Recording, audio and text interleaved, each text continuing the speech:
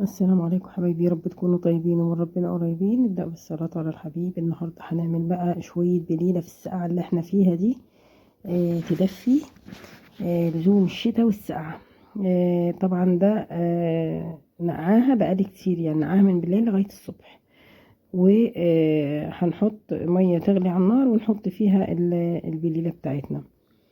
طبعا بتتغسل غسلة حلوة قوي قوي. انا طفيت عليها وسبتها ساعتين وشربت ميتها. شايفين عامله ازاي بعد ما استوت خالص كده. حتى لو سبت فيها حبه ميه بتشرب ميتها خالص.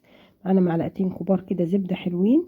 هنعمل احلى بليله بالطشه بتاعتها بقى، جميله جدا فعلا. ايه محتاجينها في السقعه دي. معانا ده ربع كيلو كنافه. و عندك بقى مركون في الفريزر، او عندك بتاع الكنافه والجلاش هتلاقيه برضو. هنقلبهم كويس قوي. بصوا، هي عشان طريقة هتاخد مني وقت. لاني بصراحة انا لسه جايباها صبحة يعني. فهفضل اقلب فيها كده لغاية ما تاخد اللون الجميل ده. عايزة اقول لكم ريحتها حلوة قوي قوي هي وبتتقلب كده، ما شاء الله. حبايبي، ربنا يا رب يديم علينا وعليكم الايام والاوقات كلها بخير وفي احسن حال.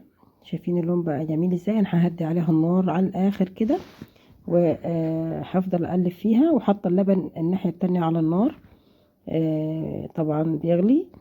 تمام. بصوا اللبن ومعايا هنا هضيف على اللبن معلقه قشطه كده من اللي انا بشيلها في الفريزر، اللي هو وش اللبن.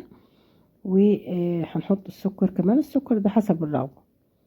ما تنسوش فضل الله يسع امرا الصلاه على الحبيب عليه أفضل الصلاة والسلام. وما تنسوش ندعي ربنا يشفي مرضانا ويرحم موتانا ويصلح أحوالنا جميعا ويجبر خاطرنا يا رب.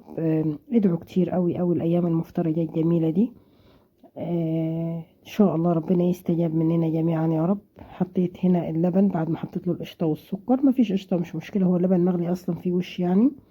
والسكر زي ما قلنا حسب الرغبة، في ناس بتحب الحاجة مسكرة أو في ناس يعني ما بتحبش حاجة مسكرة. شايفين؟ ونضيف بقى عليها الطشة بتاعة الشعرية دي بقى. عايزة اقول لكم رهيبة رهيبة، طعمها جميل جدا. حطوا عليها كمان واحدة فانيليا تديها ريحة حلوة قوي قوي. عايزة تحطي كمان رشة قرفة بسيطة كده تديها ريحة برضو حلوة. عايزة اقول لكم جميلة جدا جدا جدا. وفعلا في الشتاء ده كده انتوا قاعدين او اللي بيذاكر حتى او الدراسة شغالة برضو خلاص بدأنا. كوباية من البليلة دي. شايفين الكنافة عاملة فيها ازاي؟ اللهم بارك حد فيكم. يا رب يا حبايبي الوصفة تكون بسيطة وسهلة وعجبتكم. هنعبيها بقى كده في كوبايات، في سلاطين صغيرة اللي انتوا عايزين تعبوها فيه كده. وبألف هنا وشفا على قلبكم جميعا. فضلا ليس أمرا.